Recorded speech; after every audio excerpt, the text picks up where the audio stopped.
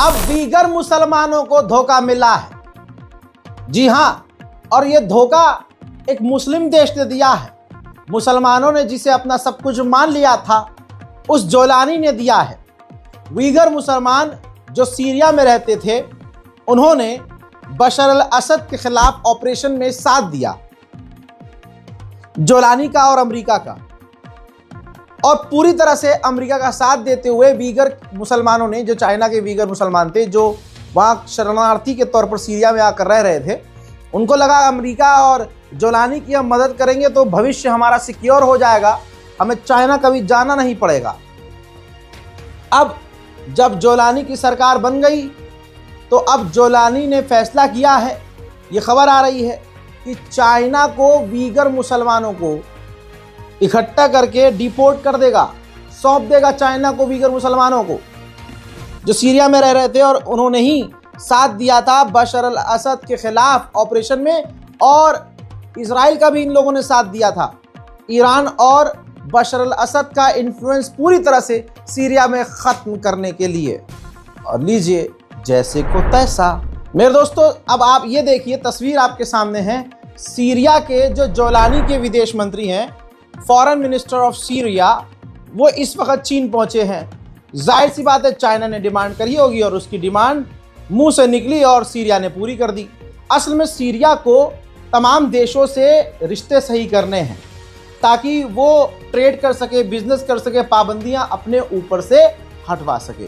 बहरहाल ये सबक है उन लोगों के लिए जो अमेरिका इजराइल पर भरोसा कर लेते हैं, बाद में उनके ही पिछवाड़े पर लात पड़ती है। सिर्फ इतना ही नहीं, सीरिया के इलाके में इजराइल इस कदर घुस चुका है कि सीरिया की ना आय निकल रही है, ना बाएं निकल रही है, ना चाय निकल रही है। ये देखिए, वीडियो देखिए आप, ये सीरिया का इलाका है। इजराइल के लोग और इजराइल की फौज सीरिया में अलग अलग इलाकों में घुसकर इजराइल का झंडा लहरा रही है, और यही जोलानी चुपचाप ये सब देख रहा है, जो सीरिया का राष्ट्रपति है। जिसने इजराइल और अमेरिका पर भरोसा किया है, उसको धोखा मिला है। जोलानी को फुल सपोर्ट इजराइल ने किया, और जोलानी ने सोचा कि इजराइल के साथ नहीं लड़ेंगे, इजराइल के साथ दोस्ती रखेंगे तो भाई मेरा जो राष्ट्रपति पद है वो बना रहेगा, मुझे अच्छी जिंदगी मिल जाएगी। लेकिन जोलानी को भी अब धोखा मिल रहा है। जोलानी की एक बात बहुत सही है, जोलानी मांग कर रहा है कि बशर अल असद के जाने के बाद इजराइल ने हमारे जिन जिन इलाकों पर कब्जा किया है वो छोड़ दे, इजराइल पीछे हट जाए। इजराइल कह रहा है कि नहीं, हम बाहर तभी निकलेंगे जब आप हमसे अब्राहम अकॉर्ड वाला साइन कर दें और हमसे नॉर्मलाइजेशन कर दें और हमारे दोस्त बन जाएं। मतलब आप समझ रहे हैं, दोस्ती तो है लेकिन ऐसी दोस्ती कि भाई आप नॉर्मलाइजेशन कर लें, हमसे ट्रेड करें, हमारा साथ दें, हमारे साथ हो जाएं, अब्राहम अकॉर्ड वाले एग्रीमेंट पर साइन कर दें और सब ये लिखित में आप करें। अब ये बात और ये बहस और ये जिद डेड एंड पर आ गई है। मामला इतना ख़राब हो चुका है कि अब दोनों देशों के बीच बात बनने की संभावनाएं नहीं है। मैं ही वो इंसान हूँ, आप ही वो लोग हैं जिन्होंने सुना, और मैं वही इंसान हूँ जिसने शुरू से बोला कि आज जोलानी भले ही इजराइल के साथ है, कल इसी जोलानी को धोखा यही इजराइल देगा। उधर मेरे दोस्तों, सीरिया के आसमान में तस्वीर देखिए, सीरिया के आसमान में फाइटर जेट भी उड़ते हुए नजर आए हैं। अब जाहिर सी बात है, इजराइल के अलावा किसी और का फाइटर जेट हो नहीं सकता, लेकिन क्लियर बात बता दूं, ऑफिशियली अभी ये कंफर्म नहीं हुआ है कि ये फाइटर जेट था किस देश का। पूरे मिडिल ईस्ट में इजराइल का आतंक है। अब ये तस्वीर देख, लेबनान के आसमान में इजराइल का ड्रोन उड़ता हुआ नजर आ रहा है। लेबनान के लिए जो अमेरिका का एम्बेसडर था उसका कार्यकाल पूरा हुआ, जिसके बाद नया अमेरिका ने एम्बेसडर लेबनान भेजा है। वो सारे अपॉइंटमेंट डॉक्यूमेंट लेकर लेबनान के लिए जो अमेरिका का नया एम्बेसडर है वो लेबनीज ऑफिशियल के पास गया है, जिसके मंजर मैं आपको दिखा रहा हूँ।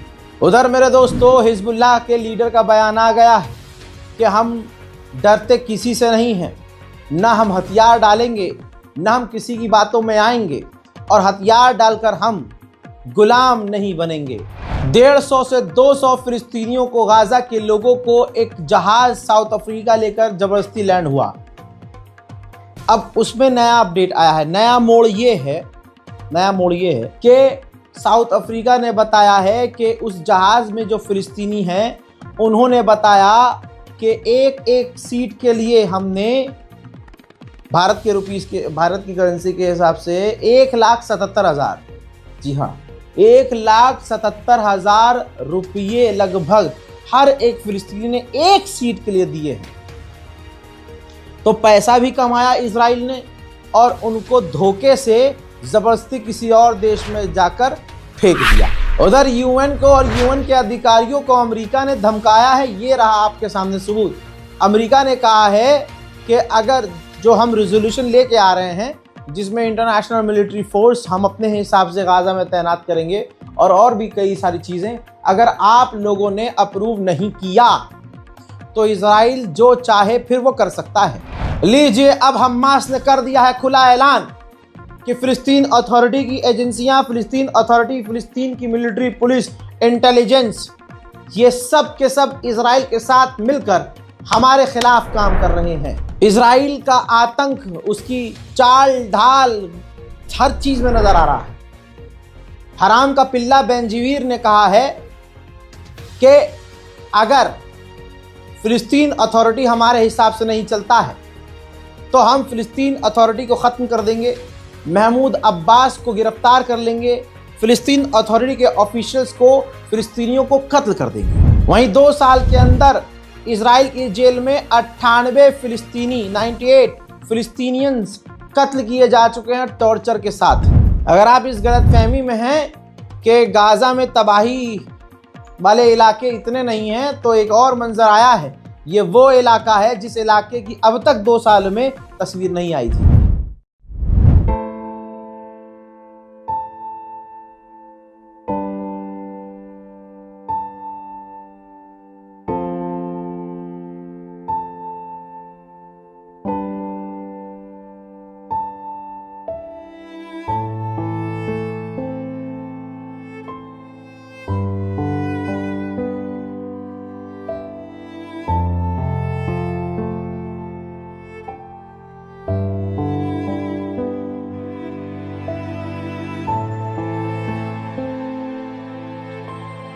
उधर गाजा में जो सबसे बड़ी मुसीबत फिलहाल ये है, जो पानी कल तक तरसा रहा था लोगों को, वो पानी इतना बरसा है कि वही पानी अब मुसीबत बन गया है। चंद मंजर और दिखाना चाहूँगा।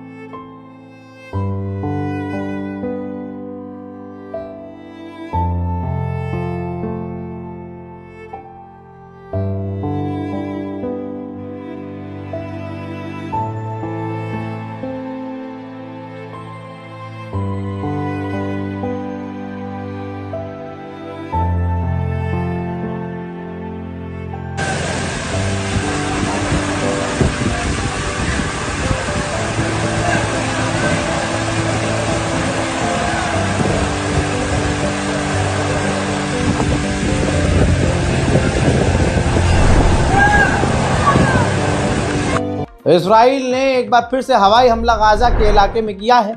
इस हमले में 3 फिलिस्तीनियों की मौत हुई और दर्जनों घायल हुए हैं। और उधर वेस्ट बैंक की बात करें तो वेस्ट बैंक में फिलिस्तीनियों के इलाके में जो इजराइल के सेटलर्स हैं वो उनके इलाकों में घुसकर घरों में आग लगा रहे हैं।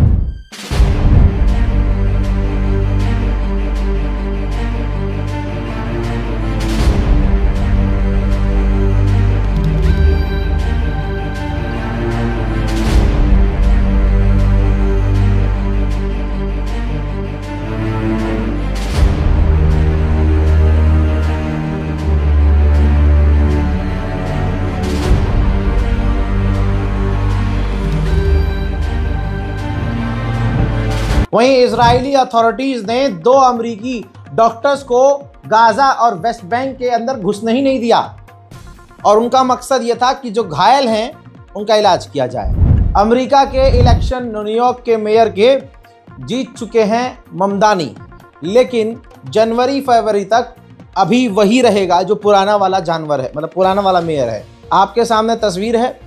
फिलहाल जो अमेरिका का हारा हुआ मेयर है, जो अब नहीं जीता है, जो चंद दिनों का ही न्यूयॉर्क का मेयर है, ये कलभूषण जो है, ये कलुआ जो है वहाँ पहुँचा है, इजराइल नेतन्याहू से मिला है और जो यहूदियों की धार्मिक दीवार है, जो मानता है उनकी, वो वहाँ जाके पूजा भी करके आया है।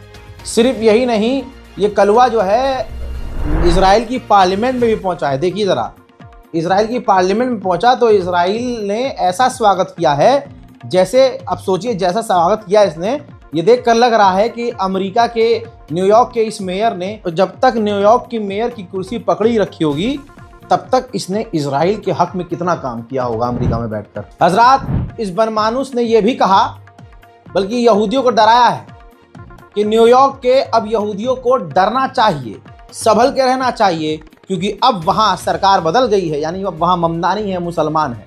और मुसलमान को तो समझ रहे हैं आप, मुसलमान से तो ऐसे डरते हैं जैसे इनकी अम्मा के साथ हमने 2 कप चाय पी लिया हो। अरे यार, आप हमेशा गंदा ही सोचते हैं दाद। इसके बाद ममदानी का एक इंटरव्यू आया, ये देखिए।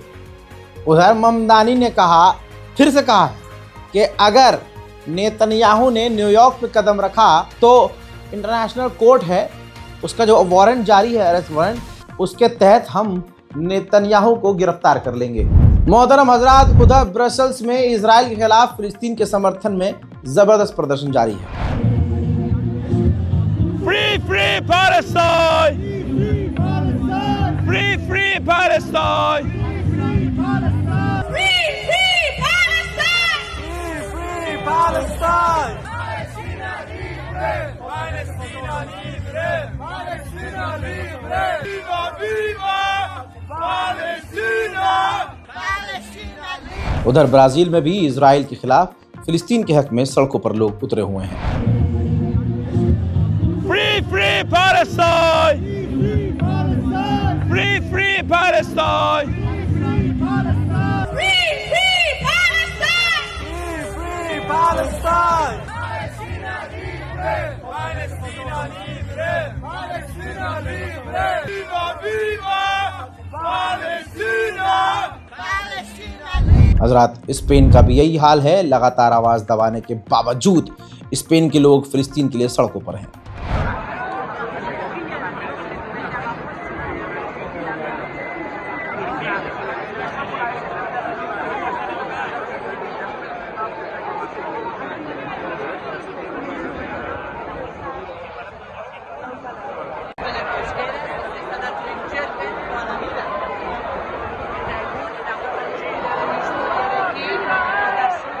साउथ कोरिया में भी जबरदस्त प्रदर्शन।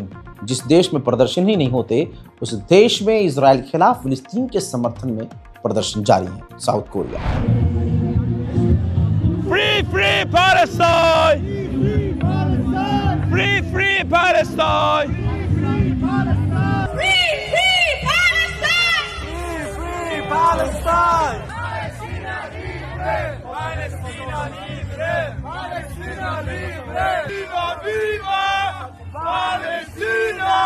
Palestina libre! दोस्तों, उधर जर्मनी जो खुल्लम खुल्ला इजराइल का साथ दे रहा है और अपने लोगों को कुत्ते की तरह पीट रहा है, हलाक कर रहा है, बुरा हाल कर रहा है, लेकिन तमाम जुल्म और तशद्दुद के बावजूद जर्मनी के लोग फिलिस्तीन के लिए सड़कों पर हैं।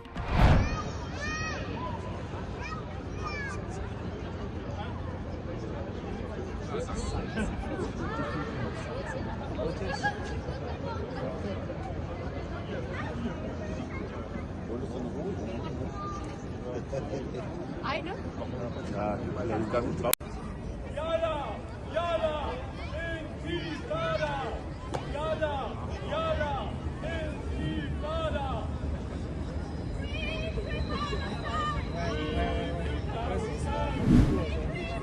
हजरात, इजराइल अंदर से टूट चुका है, अंदर बहुत उथल पुथल है। यह भी मैं आपको लगातार बता रहा हूं। इजराइल के पूर्व डिफेंस मिनिस्टर जो हैं, अब उन्होंने कहा है कि जो भी इजरायली व्यक्ति सेना में शामिल नहीं हो रहा है या इनकार कर रहा है, उनको गिरफ्तार करना चाहिए सीधा, और उनके वोटिंग राइट्स छीन लेने चाहिए। इसी तरह से नेतन्याहू की सरकार के खिलाफ अब जो उनके साथी हैं बिदक गए हैं। तस्वीर आपके सामने, ये वो नेता है जो नेतन्याहू के खिलाफ भड़क गया है। इसने कहा कि इजराइल ने कैसे अलाउ कर दिया, नेतन्याहू ने कैसे अलाउ कर दिया कि अमेरिका को ये कह दे कि हाँ आप F-35 सऊदी अरब को दे दें। सऊदी अरब को F-35 मिलना हमारे लिए खतरा है। और ये नेतन्याहू ने इसलिए अलाउ कर दिया ताकि अमेरिका और सऊदी अरब इसके लिए नरम हो जाए, नेतन्याहू के लिए, और नेतन्याहू को इंटरनेशनल क्रिमिनल कोर्ट से बचा लें। और साथ उसके ही देश के अंदर नेतन्याहू के खिलाफ जो करप्शन चार्जेस लगे हैं वो भी हटवाने में नेतन्याहू को मदद मिल जाए। बात आई है F-35 की। देखिए F-35 जो आप सुन रहे हैं बार बार, ये दुनिया का सबसे एडवांस फाइटर जेट है, बहुत ताकतवर है, ख़तरनाक है। तो सऊदी अरब इसको लेना चाह रहा है। अब आपको बता दूं, इसमें नया अपडेट ये है कि अब सऊदी अरब को F-35 देंगे। ये कंफर्म कर दिया है अमेरिका के राष्ट्रपति डोनाल्ड ट्रंप ने। डोनाल्ड ट्रंप ने दुनिया भर की मीडिया के सामने व्हाइट हाउस में बात करते हुए कह दिया है कि हम मोहम्मद बिन सलमान को सऊदी अरब को F-35 फाइटर जेट देने वाले हैं। Saudi Arabia, tomorrow you're hosting Saudi Arabia. Are you planning to sell F-35s to Saudi Arabia? I mean, and also are you looking at doing a similar security agreement like you did with No, I am planning on doing that. Yeah. You're They want to buy. They've been a great ally. They've got to like us very much. Look at the Iran situation, what we did in terms of obliterating, we obliterated their nuclear capability. Yeah, I will say that we will be doing that. We'll be selling F-35s. Yeah. हज़रात मोहतरम, ये ख़ास video में middle east की और Gaza और फ़िलिस्तीन की जो दी है आपको जानकारी, अभी और भी जानकारियां हैं। दोस्तों, रज़ाग्राफी अनस्क्रिप्टेड चैनल हैक हुआ था, आपने अपना दम दिखाया, एकता दिखाई, और ये हाल यूट्यूब का हुआ कि यूट्यूब को कुछ ही घंटे में माफ़ी मांगनी पड़ी, हमारा चैनल वापस देना पड़ा। ये मोहब्बत की ताकत है, ये आपकी ताकत है। हज़रात मोहतरम, आपसे गुजारिश है, कल भी हमने इंटरनेशनल प्राइम टाइम जो वीडियो है, अंतर्राष्ट्रीय प्राइम टाइम, पूरी दुनिया की तमाम बड़ी खबर एक वीडियो के अंदर जो मैं देता हूं, वो मैंने अपने इस चैनल रज़ाग्राफी एक्सप्रेस पर डाली थी। बहुत लोगों ने देखा, बहुत प्यार मिला, बहुत खुशी हुई कि लोग भारी मात्रा में वहां भी आए। जाहिर सी बात है, सबसे मेन वीडियो, मेन रिपोर्ट आपको वहां दे रहा हूं, तो आपको वहां आना ही होगा अगर आपको दुनिया की तमाम बड़ी खबर चाहिए। तो आज भी अंतर्राष्ट्रीय प्राइम टाइम रिपोर्ट हमारी कोशिश है कि रज़ाग्राफी एक्सप्रेस इस चैनल पर दी जाए। तो चैनल को जाके सब्सक्राइब कर लीजिए, बेल आइकन पर क्लिक कर लीजिए और इंतज़ार कीजिए हमारे अगले अपडेट का। तब तक के लिए जय हिंद।